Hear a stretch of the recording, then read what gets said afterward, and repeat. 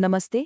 आज के इस विशेष विश्लेषण में एक बेहद दिलचस्प विषय की गहराई में जाने वाले हैं। बात हो रही है जाने माने आध्यात्मिक वक्ता इंद्रेश उपाध्याय जी की और उनके उस नज़रिए की जो उन्होंने अक्सर विवादों में रहने वाले बाबा बागेश्वर के बारे में साझा किया है।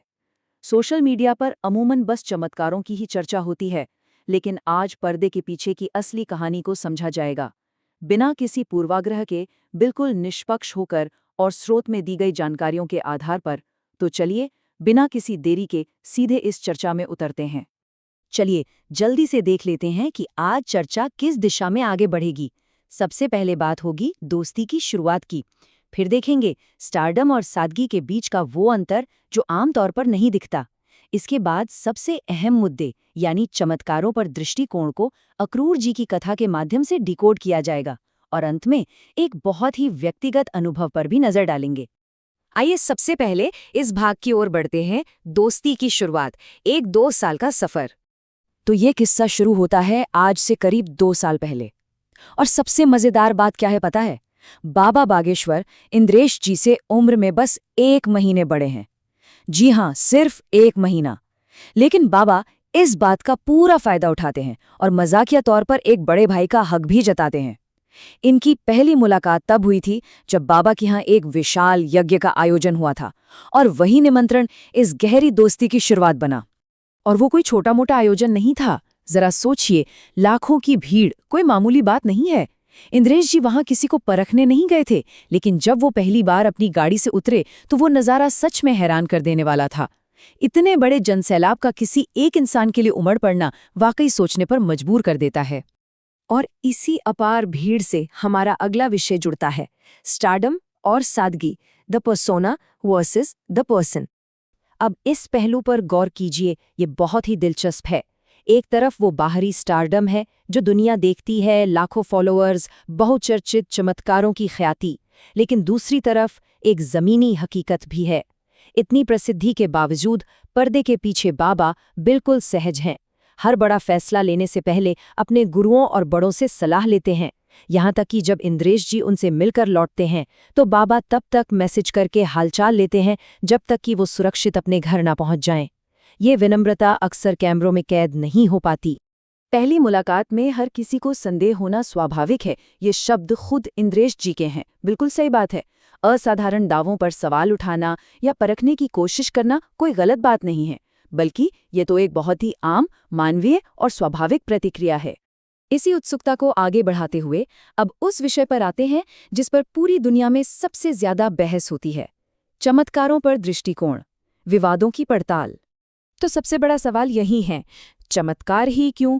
ये सवाल तो मन में आता ही होगा। आखिर इन पर्चे बनाने या भविष्य बताने वाले चमत्कारों का असली मकसद क्या है? आइए इसे स्रोत में दी गई जानकारी के हिसाब से थोड़ा डिकोड करते हैं। देखिए, दर्शन के अनुसार भगवान से जुड़ने के कई रास्ते बताए गए हैं, जैसे प्रवचन, तीर्थयात्रा, संतों की संगति और चमत्कार। इंद्रेश जी स्पष्ट करते हैं कि चमत्कार कोई अंतिम लक्ष्य नहीं है, बिल्कुल नहीं। ये तो बस इंसान के भटकते हुए मन को आध्यात्म की तरफ मोड़ने का एक माध्यम मात्र है। जैसे किसी का मन भगवान की कथा सुनकर लगता है तो किसी का चमत्कार देखकर भगवान की ओर आकर्षित हो जाता है। ये महज आस्था जगाने का एक उपाय है, इससे ज्यादा कुछ नहीं। इस बात को और गहराई से और तार्किक रूप से समझने के लिए चलिए एक पौराणिक केस स्टडी की मदद लेते हैं, अक्रूर जी की कथा। जरा अक्रूर जी के मन के उस संदेह को समझिए। जब वो भगवान कृष्ण को अपने रथ पर बैठाकर मथुरा ले जा रहे थे तो कृष्ण एक बहुत ही कोमल से बालक लग रहे थे। अक्रूर जी सोच में पड़ गए कि क्या ये छोटा सा बालक उस खूंखार कंस को हरा पाएगा जिसके पास हजारों हाथियों का बल है। ध्यान दीजिए, हजारों हाथियों का बल। यह स्थिति बिल्कुल वैसी ही है जैसी आज के समय में लोग किसी युवा आध्यात्मिक गुरु की शक्तियों पर संदेह करते हैं। अब देखिए कि आगे कैसे चीजें बदलती हैं। अक्रूर जी के साथ घटित हुए इन 3 चरणों को समझना जरूरी है। पहले चरण में जब अक्रूर जी ने यमुना नदी में स्नान के लिए डुबकी लगाई तो पानी के अंदर उन्हें भगवान कृष्ण का शंख चक्र गदाधारी दिव्य रूप दिखा। दूसरे चरण में जब वो हैरान होकर बाहर आए तो देखा कि वही कृष्ण रथ पर एक साधारण बच्चे की तरह खेल रहे हैं। तीसरे चरण में उन्होंने फिर डुबकी लगाई, फिर वही दिव्य रूप देखा और उनका विश्वास एकदम पक्का हो गया। तो इस कथा का सार यह है कि वो चमत्कार केवल अक्रूर जी के मन का संशय मिटाने के लिए रचा गया था। और यहीं से इस पूरे विश्लेषण का मुख्य निष्कर्ष निकलता है, यदि कोई चमत्कार भगवान में किसी का विश्वास मजबूत करता है तो वो चमत्कार बुरा नहीं है। इंद्रेश जी का ये बहुत ही संतुलित तर्क है। उनका मानना है कि चमत्कारों पर पूरी तरह निर्भर नहीं रहना चाहिए, अंत में तो कर्म ही काम आते हैं। लेकिन अगर कोई चमत्कार किसी भटके हुए इंसान के मन में भगवत विश्वास जगा दे तो उसका एक बड़ा और सकारात्मक उद्देश्य जरूर है। चमत्कारों के इस व्यापक दृष्टिकोण से बाहर निकलकर अब लौटते हैं एक बेहद भावुक और व्यक्तिगत अनुभव पर, स्टारडम के परे। यहाँ एक बात बड़ी दिलचस्प है। इतनी गहरी और घनिष्ठ मित्रता होने के बावजूद इंद्रेश जी कभी भी बाबा बागेश्वर से अपने भविष्य के बारे में कोई व्यक्तिगत भविष्यवाणी नहीं मांगते। यहाँ तक कि अगर बाबा खुद भी पूछते हैं तो वो मना कर देते हैं। वो अपने कर्म पर पूरा विश्वास रखते हैं। ये स्पष्ट करता है कि उनका ये रिश्ता किसी चमत्कार की उम्मीद या निजी स्वार्थ पर बिल्कुल नहीं टिका है। एक बार एक ऐसा पल आया जिसने इंद्रेश जी को निशब्द कर दिया। बाबा ने उनसे बिना पूछे ही एक बहुत गहरी बात कही, या तो व्यासपीठ छोड़ दीजिए या व्यासपीठ के लिए सब कुछ छोड़ दीजिए। दरअसल इंद्रेश जी अपने करियर को लेकर कुछ द्वंद्व में थे और यही सवाल लेकर उनके पास गए थे, पर बिना कुछ कहे ही उन्हें ये सटीक सलाह मिल गई।